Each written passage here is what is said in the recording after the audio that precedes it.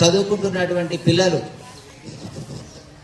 చాలా ఆర్థికంగా వెనుకబడి చదువుకోలేనటువంటి స్థితిలో అట్లాంటి పిల్లలను అట్లాంటి ప్రాంతాలను ఎన్నుకొని వారికి ఎంతో కొంత ఉడతాభక్తిగా మనం సహాయం చేసినట్టయితే, వాళ్ళను ముందుకు నెట్టినట్టయితే భావి జీవితంలో వాళ్ళు భారత పౌరులుగా ఎదిగేటువంటి పరిస్థితి ఉందని గ్రహించి ఒక సంస్థ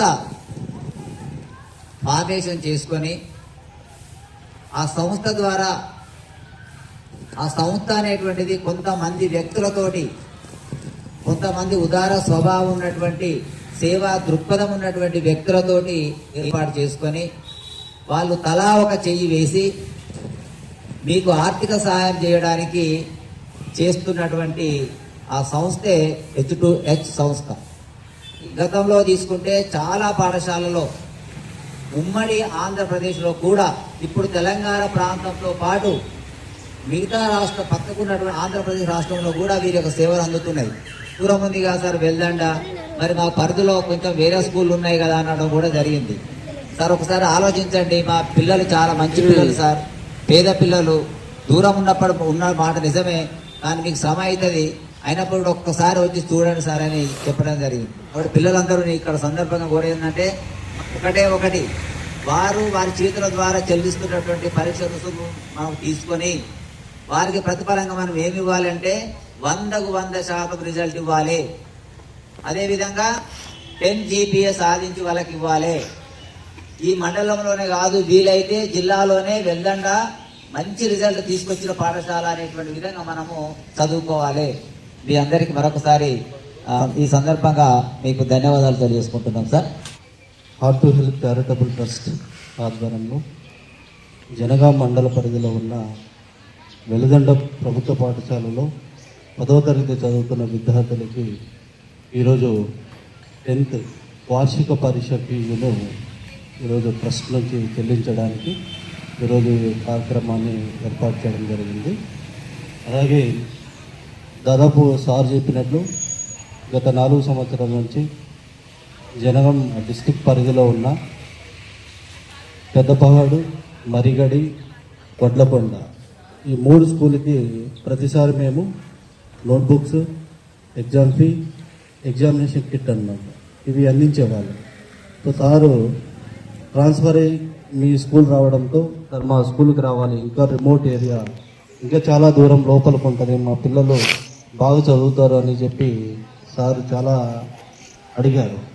సో నేనే మొన్ననే సార్ మేము కంపల్సరీ వస్తాము అని చెప్పడంతో అదే స్ఫూర్తితో సార్ మాట మేము గౌరవించి ఈరోజు వచ్చి మీ అందరికీ ఈ ఎగ్జామినేషన్ ఫీ 125 రూపాయలు చొప్పున 2875 రూపాయలు దాత అయినటువంటి ఎలక్ట్రిసిటీ డిపార్ట్మెంట్లో అసిస్టెంట్ డివిజనల్ ఇంజనీర్ ADE అమృత గారి యొక్క సహకారంతో ఈ యొక్క అమౌంట్ను మనం ఇస్తున్నాము.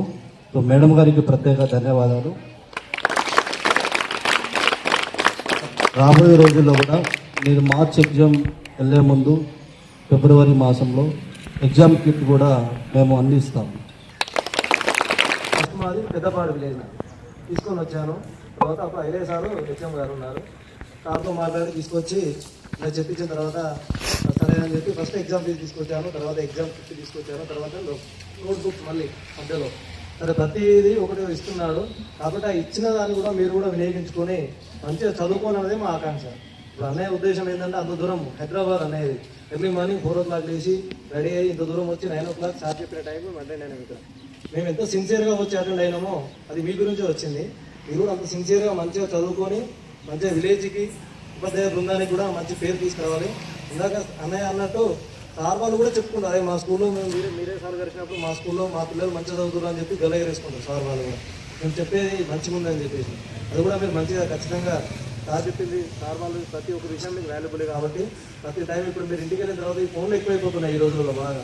రాగానే నానా ఫోన్ తీసుకొని గంటలు టైం వేస్ట్ చేసుకుంటారు.